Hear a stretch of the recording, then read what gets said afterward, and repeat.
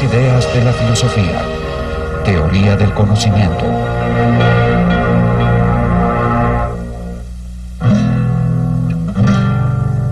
Detente por un momento y piensa en algo que para ti sea cierto. Un hecho indiscutible. Por ejemplo, que la lluvia cae del cielo.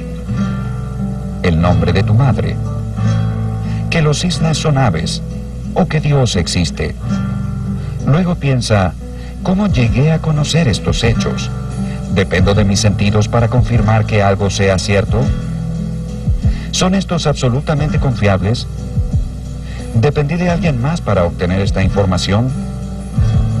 En tal caso, ¿cómo obtuvo la información esa persona? Pregúntate a ti mismo, ¿qué significa realmente saber algo? ¿Cómo puedo saber que lo sé? ¿Cuándo puedo estar completamente seguro de que mis creencias sobre el mundo están bien justificadas? ¿Es lo mismo ver que creer?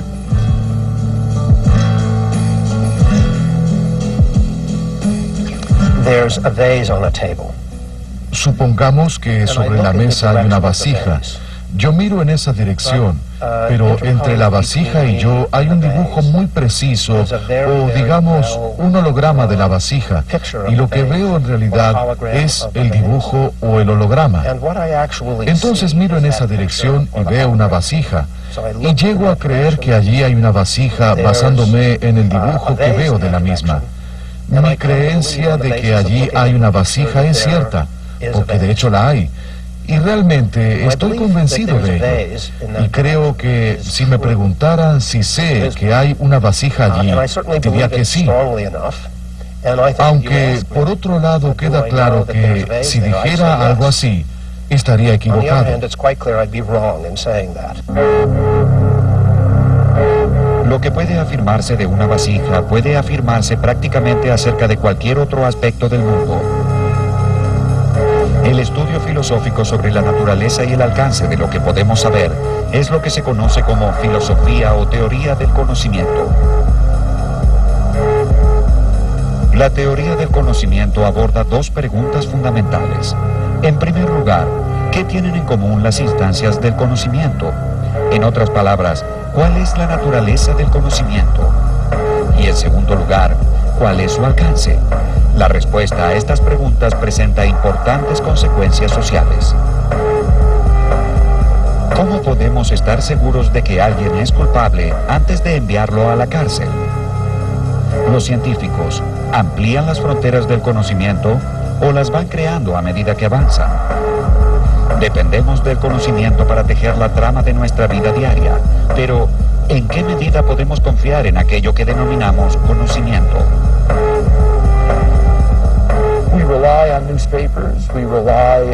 Dependemos de los periódicos, dependemos de la internet, dependemos de todas estas cosas. Pero ¿cómo se organizan y cómo se obtienen las fuentes de información? Como bien sabemos, bajo un régimen totalitarista, las personas están expuestas solamente a fuentes de información pública que fueron previamente aprobadas por los dictadores, que eligen a quienes se encargarán de restringir estas fuentes para satisfacer sus propios fines. La primera pregunta con la que debe enfrentarse la teoría del conocimiento es ¿qué queremos decir cuando afirmamos que sabemos algo? No creo que sea muy extraño decir que el perro distingue o conoce la voz del amo. Solemos decirlo. Creo que podríamos decir que la puerta automática de una tienda sabe que alguien se acerca y por eso se abre.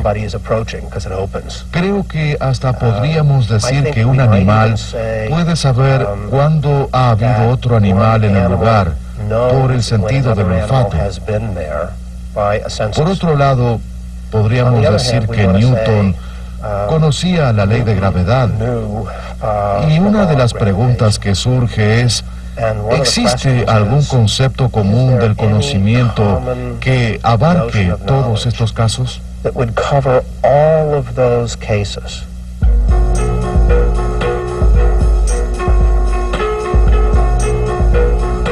El origen de la búsqueda humana para definir qué sabemos y cómo lo sabemos se remonta a la época de los filósofos clásicos griegos.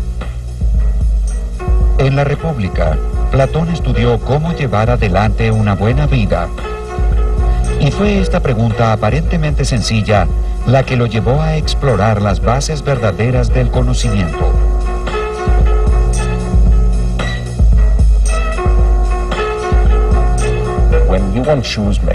Cuando uno quiere un par de zapatos, va a un zapatero. Cuando uno quiere estar sano, consulta a un médico. Cuando uno quiere saber cómo es posible llevar una buena vida, hay que acudir a un filósofo. ¿Y cómo se funda una ciudad de esa manera? Lo primero que hay que hacer es educar a los niños con ideas, principios y valores correctos, con lo cual es necesario un sistema educativo. Asimismo, se necesita una filosofía de la educación, pero la filosofía de la educación implica una organización social, y a su vez, para que haya una organización social más una filosofía de la educación, es necesario saber qué aprenderán los niños, y para ello es necesaria la teoría del conocimiento. Para enfatizar que lo que sabemos no debe adquirirse de manera accidental, Platón propuso una analogía en la que se compara el conocimiento con la obra de un artista sumamente habilidoso.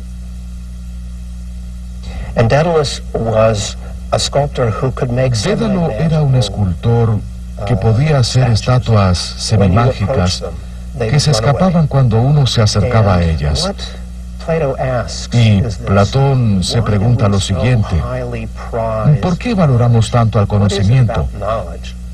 ¿Qué es lo que hace que el conocimiento sea tan valorado, incluso mucho más que la opinión o las creencias? ¿Por qué? Y aquí es donde surge la analogía. El conocimiento es una creencia verdadera afianzada. Deseamos que las estatuas no se escapen, que nuestras creencias no se escapen. Queremos que estén fundadas en algo permanente.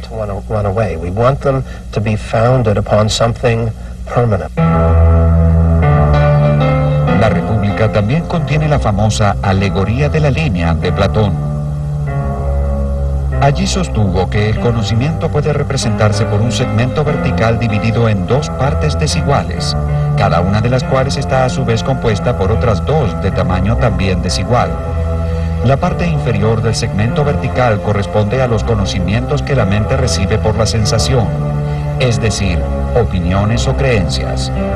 El ámbito de los sentidos se divide nuevamente en la percepción de los objetos visibles de este mundo por un lado y la imagen y el reflejo de dichos objetos por el otro.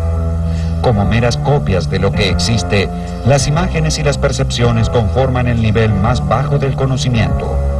La parte superior del segmento vertical representa el mundo inteligible, el mundo de lo que Platón denominaba las ideas o las formas, la verdadera esencia de la realidad. A este mundo no se puede acceder a través de los sentidos, sino solamente por medio de la razón. Aquí se presenta otra división del conocimiento, entre el conocimiento provisorio o incompleto por un lado y el conocimiento completo de las formas por el otro. El episteme, conocimiento verdadero, solo puede producirse en el nivel más alto, donde lo verdadero y lo real son una misma cosa. Entonces, en ese sentido, este mundo es falso, no es un mundo auténtico o genuino. De hecho, mucho de lo que ahora vemos bajo el concepto de verdad versus mentira es lo que Platón tratará bajo las nociones de auténtico versus falso. Y esta es una importante diferencia tanto en el campo de la metafísica como en el de la filosofía del lenguaje y la teoría del conocimiento. En su Alegoría de la Caverna, Platón ofreció una de las explicaciones más convincentes sobre la relación entre la verdad y la autenticidad. Dijo: imaginemos una caverna en la que hay un grupo de personas atadas de manera tal que no pueden ver qué hay a sus espaldas, es decir, que solo pueden ver la pared del fondo de la caverna. Detrás de ellos hay un muro que los separa de otras personas que están de pie, sosteniendo marionetas por encima del muro. Detrás de estos titiriteros hay un fuego encendido cuya luz se proyecta en la pared del fondo de la caverna. Los prisioneros ven la sombra de los títeres y como es lo único que conocen, piensan que esas sombras son las cosas reales, la esencia del mundo. De hecho, no solo las sombras que ven no son reales, sino que éstas pertenecen a marionetas que tampoco lo son. el presente argumento indica que en el alma de cada uno hay el poder de aprender y el órgano para ello, y que así como el ojo no puede volverse hacia la luz y dejar las tinieblas si no gira todo el cuerpo, del mismo modo hay que volverse desde lo que deviene con toda el alma, hasta que ella llegue a ser capaz de soportar la contemplación de lo que es, y lo más luminoso de lo que es lo que llamamos el bien.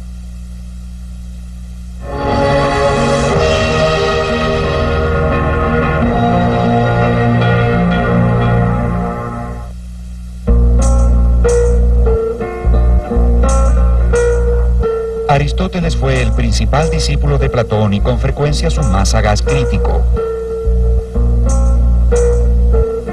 Rechazó la teoría de las ideas o de las formas de Platón, ya que las consideraba meras abstracciones de las cosas reales. Para Aristóteles, los entes individuales y particulares son la única realidad concreta, y el verdadero conocimiento se obtiene a través de la intuición y la experiencia. Conocemos la idea de triángulo por abstracción de las características comunes que observamos en los diversos triángulos que percibimos en nuestra vida cotidiana. Para Aristóteles, lo real, en última instancia, no son las ideas o las formas, sino los individuos.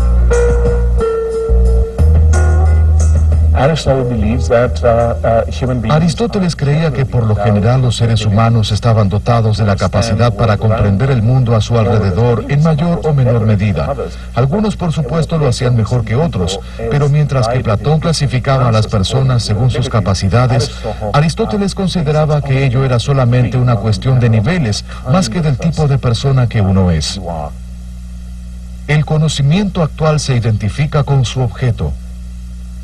El conocimiento potencial o posible es anterior temporalmente en el individuo, pero en general no es primero en el tiempo.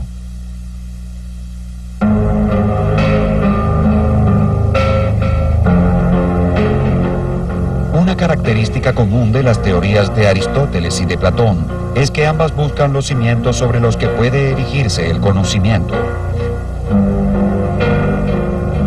Según ellos, nuestros motivos para creer que algo es verdadero descansan sobre una estructura de creencias básicas, que se conocen como proposiciones fundamentales, cuya justificación no deriva de otras proposiciones.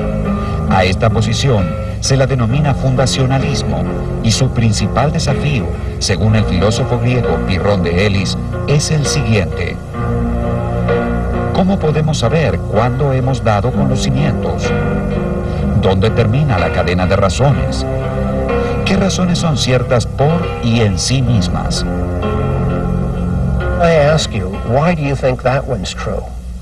Yo te pregunto, ¿por qué piensas que esa proposición es verdadera? Y tú me dices, bueno, no tengo ninguna razón para justificar esa proposición. Y de hecho irás aún más lejos y dirás, no la necesito, ¿no ves que se trata de una proposición fundamental? Y luego el interlocutor puede decir, muy bien, veo que para ti esta proposición es verdadera y no necesitas ninguna razón para ella. Entonces, ¿existe algo en dicha proposición que haga que todas las proposiciones de este tipo sean verdaderas, aunque no haya ninguna razón que las justifique?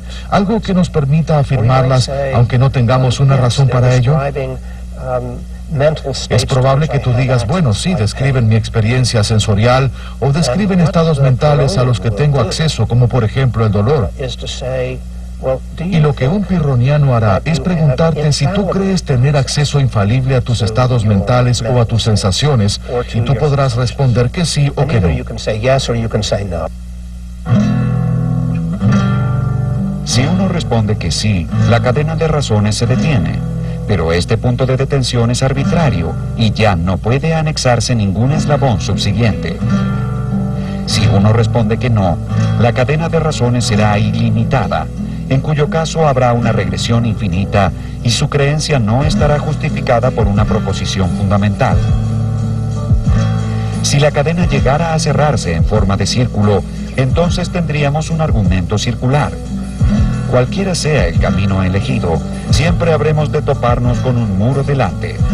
uno se encuentra atrapado en una regresión, y la posición que sostiene que esto es inevitable es el escepticismo.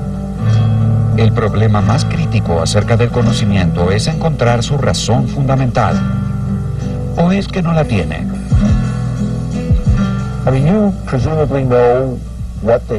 Se supone que cada uno sabe la fecha en que nació. Seguramente tú confías en la veracidad de tu fecha de nacimiento. Bien, ¿qué justifica dicha creencia? Es posible que de muy pequeño, cuando comenzaste a ir a la escuela tal vez, tus padres te hayan dicho cuándo has nacido. Pero, ¿confías en tus padres? Ahora bien, si yo tuviera dudas acerca de mis padres, que desde ya no las tengo, pero si las tuviera, podría verificar el periódico de ese día de la ciudad en la que nací o mi partida de nacimiento y ver qué dicen, ver si coinciden con lo que me dijeron. Pero el punto es que aún verificando la partida de nacimiento, uno sigue confiando en otras personas, porque dicha partida fue confeccionada por otras personas, al igual que el periódico.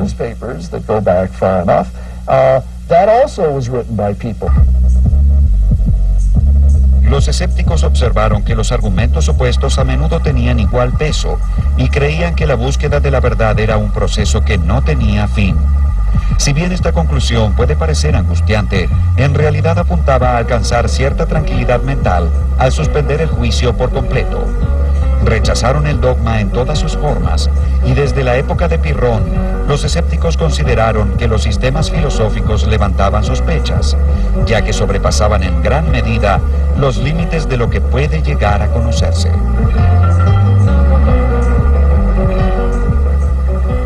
El principio fundamental del escepticismo es contraponer a toda proposición otra proposición de igual validez, ya que como consecuencia de ello abandonaremos todo dogma.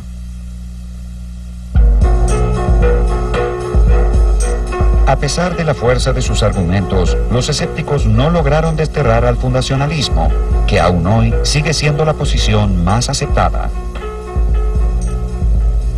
El fundacionalismo puede adoptar distintas formas, como el empirismo, posición que sostiene que el conocimiento se adquiere a través de los sentidos, o el racionalismo, según el cual algunos tipos de conocimiento son innatos. El filósofo francés René Descartes, fundador de la escuela racionalista, afirmaba que hay ciertas ideas fundamentales que residen en el alma desde el nacimiento, tal como los principios fundamentales de la matemática. Para Descartes, el mundo comienza con uno mismo. Todo lo demás está sujeto a la duda.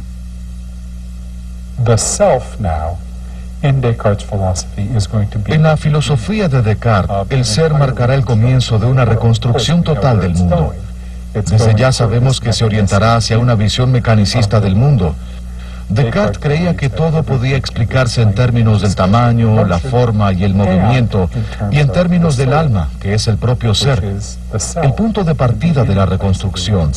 Por supuesto, desde el punto de vista filosófico, esto representó una revolución muy importante, y Descartes tuvo muchos seguidores.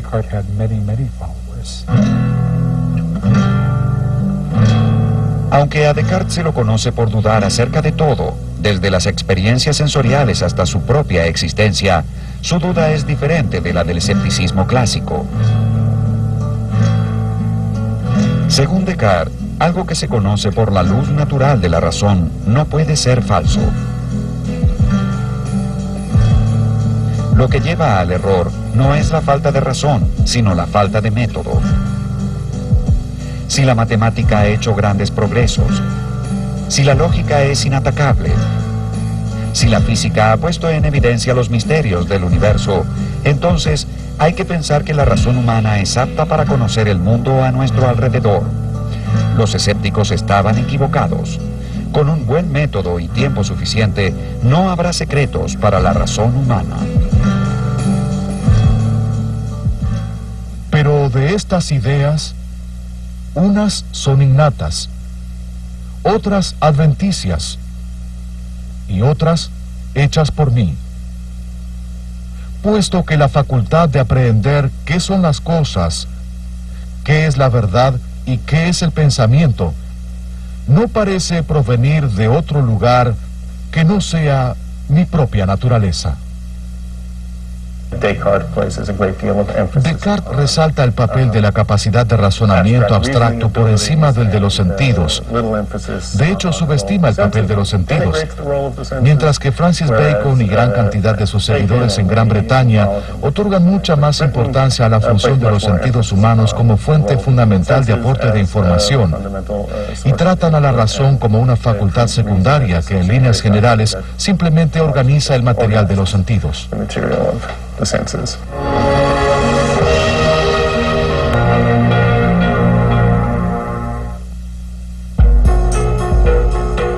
Francis Bacon fue uno de los primeros defensores del empirismo y consideró a los sentidos como los verdaderos cimientos sobre los que habría de erigirse el conocimiento. Los tres empiristas más notables fueron ingleses: John Locke, George Berkeley y David Hume. Si bien sus posiciones eran muy diferentes entre sí, todos coincidían en resaltar la fundamental importancia de la experiencia.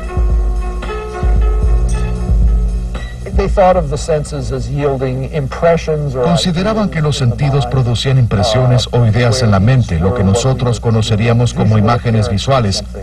Es decir, que algo se vea de un cierto color y con una cierta forma. Y sostenían que estos datos sensoriales eran estados mentales u objetos que se presentan a la mente y están dentro de ella. John Locke fue un enemigo de la tiranía en todas sus formas y se opuso vehementemente a la noción cartesiana de las ideas innatas. Locke sostuvo que si estas verdades generales, como los principios lógicos y matemáticos, fueran innatos, un niño los conocería por sí mismo y no habría necesidad de enseñárselos. Debido a que las ideas innatas no existen, la mente humana se comporta como un papel en blanco que va adquiriendo contenido a través de la experiencia. Según Locke, una idea es toda representación que podamos tener en la mente. Lo que debemos hacer es trabajar con la experiencia y generalizar desde la experiencia. Y por ello hay cosas que nunca podremos saber, y hay otras que solo podemos conocer de manera imperfecta, en la medida en que la experiencia nos las muestre.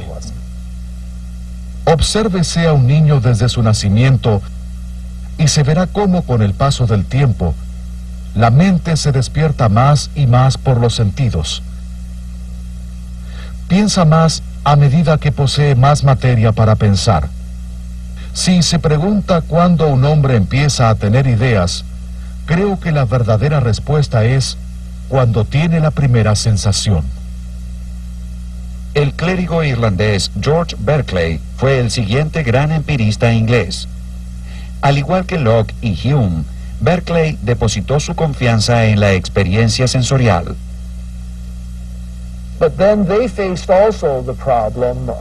Ciertamente se enfrentaron con el siguiente problema: ¿cómo puedo pasar de lo que está dentro de la mente a lo que se encuentra fuera de ella, en el mundo físico?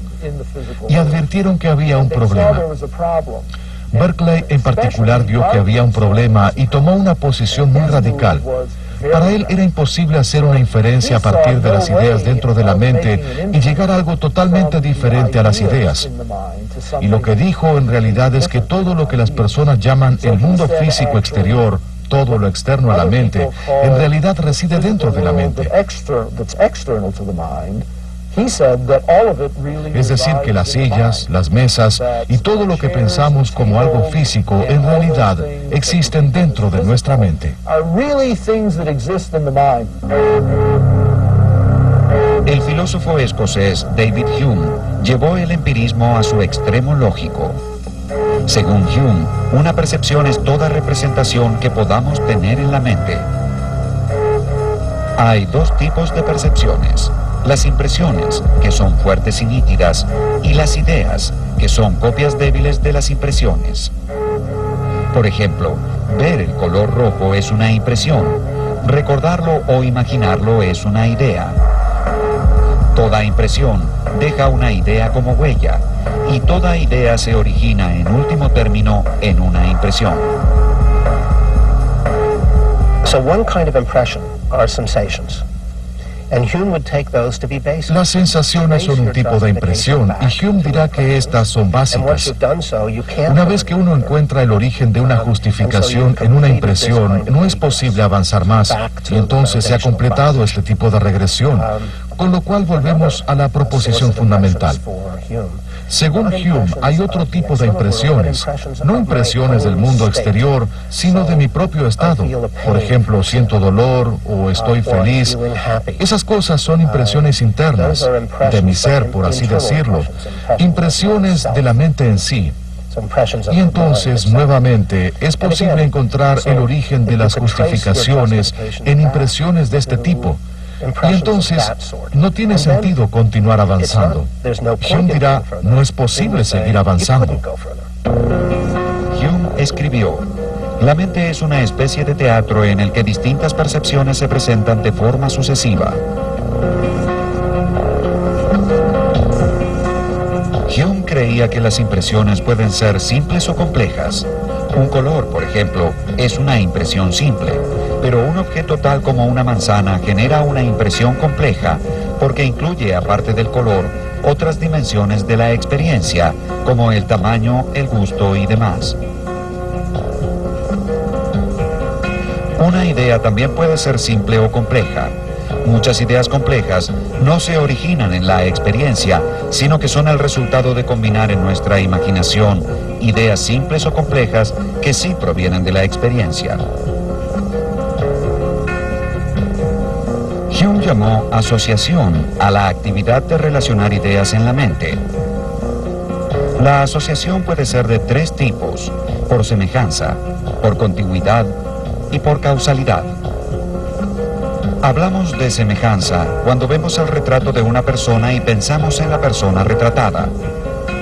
Decimos contigüidad cuando desde una ventana vemos un techo y suponemos que allí debajo hay una casa. Finalmente, la causalidad se refiere a nuestra expectativa de que ciertos hechos sean siempre seguidos por otros.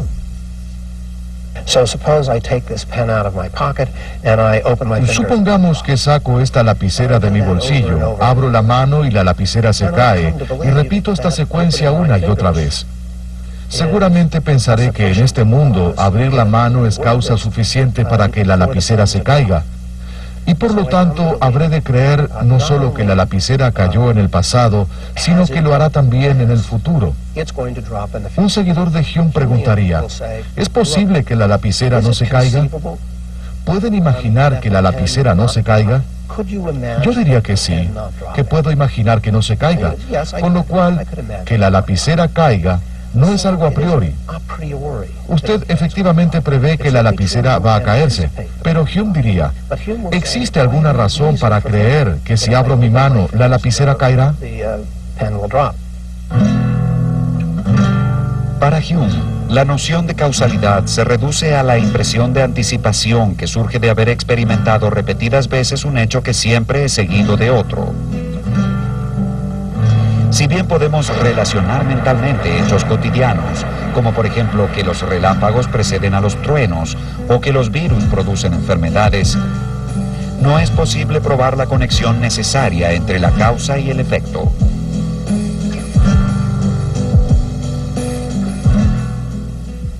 Cuando miramos los objetos externos en torno nuestro y examinamos el modo de operar de las causas, nunca podemos descubrir ninguna fuerza o conexión necesaria, ninguna cualidad que vincule el efecto con la causa y haga que el efecto sea una consecuencia inevitable de la causa. Solo encontramos que, de hecho, el uno sigue realmente a la otra. Hume sostenía que si bien podemos anticipar hechos que suceden en una secuencia, no es posible probar la existencia de una conexión necesaria entre ellos. ¿Quiere decir entonces que no es posible relacionar efectos y causas para elaborar teorías sobre el mundo? En ese caso, ¿qué sucede con la ciencia, una de las incursiones más importantes dentro de la teoría del conocimiento? La tarea de conciliar el escepticismo de Hume con la subjetividad de Descartes y de hecho hacer que el mundo sea nuevamente un lugar seguro para el conocimiento fue asumida por el modesto filósofo prusiano Immanuel Kant. Según Kant, todos compartimos ciertas estructuras para comprender el mundo que son reales en cuanto existen dentro del contexto de nuestra mente.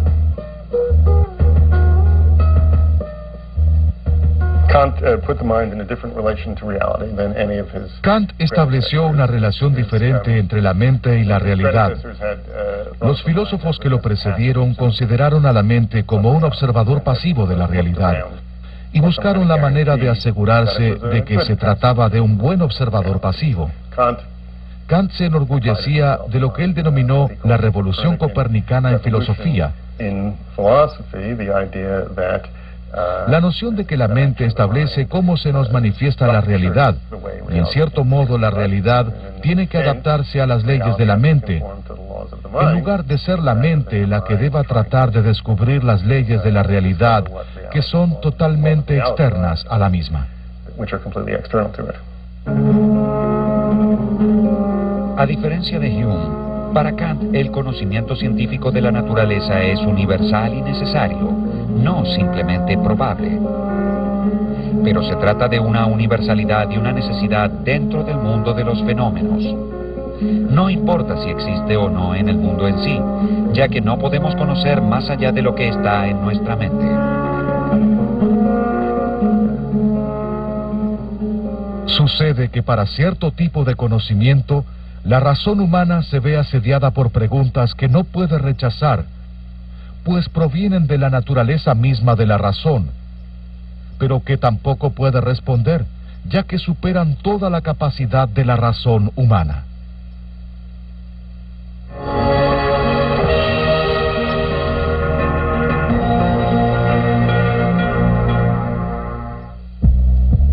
A partir del siglo XX, tuvo lugar una revolución en el campo de la filosofía, a partir de la cual surgió el movimiento que hoy denominamos filosofía analítica.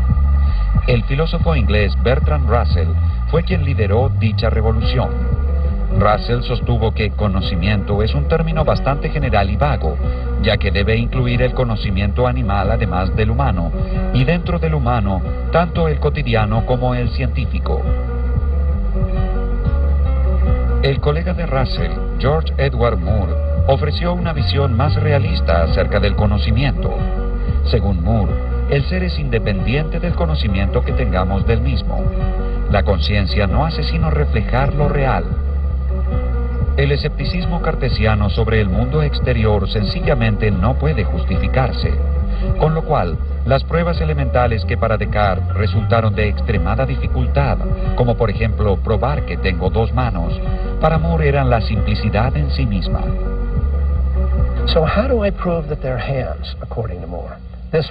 Entonces, ¿cómo haría Moore para probar que tengo dos manos? De esta manera, aquí hay una mano y aquí está la otra. Acabo de probar que tengo dos manos. ¿Qué más se necesita? A esta visión filosófica se la conoce como el realismo directo. Es realismo directo en este sentido. Moore piensa que puedo conocer cosas a través de la percepción sin tener la capacidad de comprobarlas.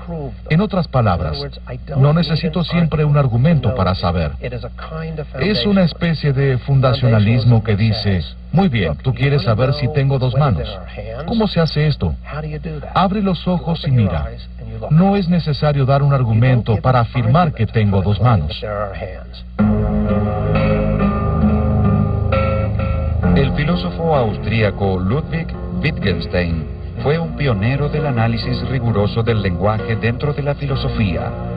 Intentó transferir el concepto de significado del hecho u objeto representado por las palabras al uso que una comunidad dada otorga a dichas palabras.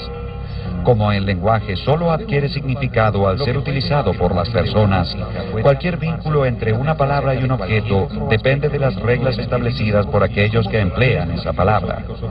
Estas reglas definen lo que Wittgenstein denominó juegos de lenguaje.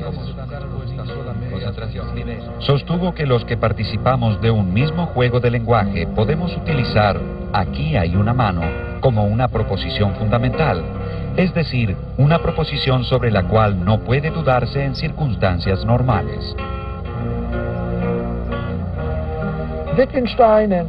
Wittgenstein y otros filósofos que recibieron su influencia consideraron que las preguntas filosóficas son una cuestión de lenguaje y que los desconciertos filosóficos están relacionados con el hecho de comprender mejor nuestro lenguaje o nuestros juegos de lenguaje, y surgen ya sea porque algo salió mal dentro de nuestro juego de lenguaje o tal vez porque los filósofos comenzaron a darle un mal uso a nuestro lenguaje. La filosofía del sentido común de Moore era una suerte de fundacionalismo, es decir, una posición según la cual las creencias están justificadas en última instancia por creencias irrefutables y fundamentales. El coherentismo rechazó esta visión por completo, sosteniendo que una creencia puede ser considerada como conocimiento cuando es coherente con otras creencias. Según esta corriente, la justificación no es un proceso lineal, sino un conjunto de criterios agrupados para justificar un sistema de creencias. El filósofo estadounidense Willard Van Orman Quine describió esto como la trama de las creencias, una especie de unidad siempre sujeta a revisión. En 1969, Quine escribió un artículo titulado La epistemología naturalizada, en el que propone una visión radicalmente nueva acerca de la teoría del conocimiento.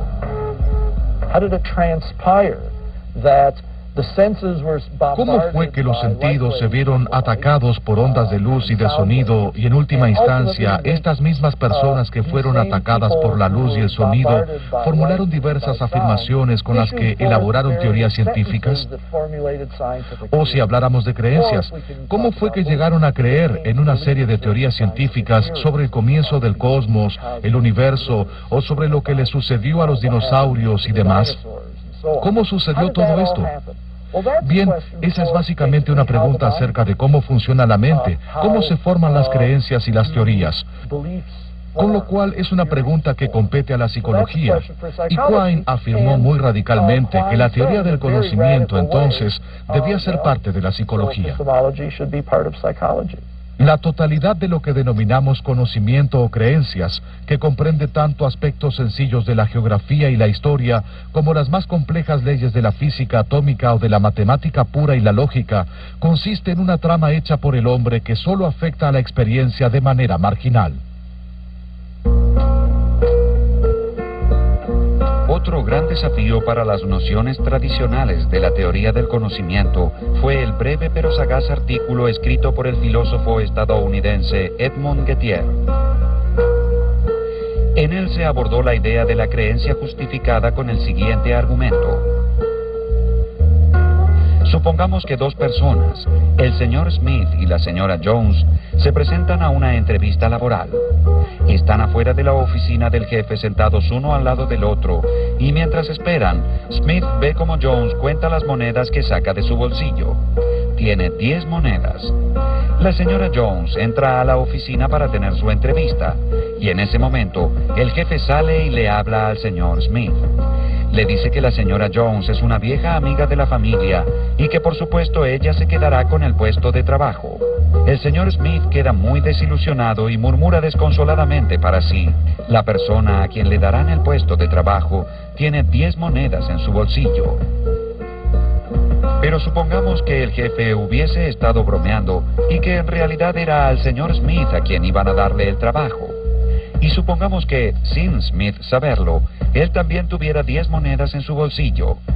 Si bien es evidente que la afirmación de Smith, la persona a quien le darán el puesto de trabajo tiene 10 monedas en su bolsillo, es cierta, queda claro también que Smith no sabe que es cierta.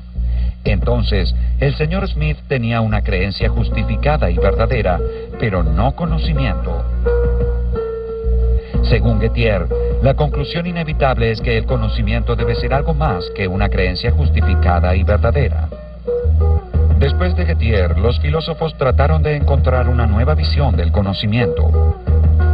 Tradicionalmente, se había adoptado la visión internalista de que lo necesario para proveer una justificación se encontraba disponible para la conciencia. Si bien Descartes y Locke diferían en diversos aspectos, ambos eran internalistas, en tanto que para ellos la justificación se relacionaba con estados internos de conocimiento consciente. El externalismo, en cambio, se relacionaba con los factores externos de una persona. Una de las teorías externalistas que surgieron después de Gettier fue la teoría causal del conocimiento. I propose the rather radical way. Propuse una solución bastante radical al problema, y no solo para el problema de Gettier. Se la consideró radical por ciertas diferencias en el enfoque que propuse y porque era popular en su momento. Propuse la teoría causal del conocimiento. La idea a grandes rasgos es la siguiente. Si la creencia en tu mente está causalmente conectada de un modo correcto con los hechos que hacen que dicha creencia sea verdadera, entonces puede decirse que tienes conocimiento sobre ello. Pero si no está conectada adecuadamente, entonces no puede decirse que tengas ningún conocimiento sobre ello. Supongamos que estoy conduciendo por el campo con mi hijo y señalo diferentes cosas. Allí hay una vaca, un silo, una granja y un granero. Y tú sabes que estas son cosas comunes y corrientes y que lo que señalé es efectivamente una vaca, un caballo, una granja, un granero y demás. Perfecto. Pero supongamos que aunque ese granero que señalé sea un granero viejo, común y corriente, sin yo saberlo, en dicha localidad hay muchas, pero muchas otras cosas que se parecen a graneros, pero son solamente fachadas de papel maché.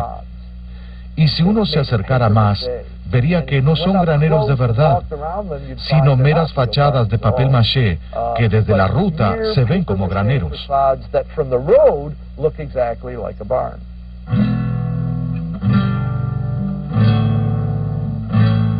Si lo que vio era en verdad un granero común y corriente, entonces al decir allí hay un granero, estaba diciendo la verdad. Y al no saber que en este distrito sucedía algo peculiar, su creencia estaba justificada. No obstante, en este distrito no es suficiente mirar por la ventana para saber que hay un granero. En estas circunstancias tan especiales, mirar por la ventana es una manera poco confiable para elaborar una creencia sobre los graneros que se ubican en el campo. El fiabilismo sostiene que el conocimiento es una creencia verdadera que está justificada por las circunstancias. Por ejemplo, el señor Smith no sabía que la persona que tenía 10 monedas en su bolsillo obtendría el trabajo, porque su conclusión de relacionar las monedas con el trabajo no era fiable en esas circunstancias. El fiabilismo es una forma de externalismo. Es la forma más importante de externalismo, que sostiene que la fiabilidad de un proceso o método puede contribuir a su justificación, confiriéndole autoridad aunque no se sepa que es fiable, mientras que otras personas dirán que si uno no sabe que es fiable, entonces no puede ser relevante. Tal vez no exista otra área dentro de la filosofía que haya logrado inspirar tanta imaginación creativa como la búsqueda de una explicación para el conocimiento. De alguna manera, este proyecto hace surgir el narrador en cada uno de los filósofos, que habrán de contar historias tan variadas como la sublime alegoría de la caverna o el sereno cuadro de graneros en el campo. Y sin embargo, la teoría del conocimiento también debe enfrentarse con el poderoso legado del escepticismo.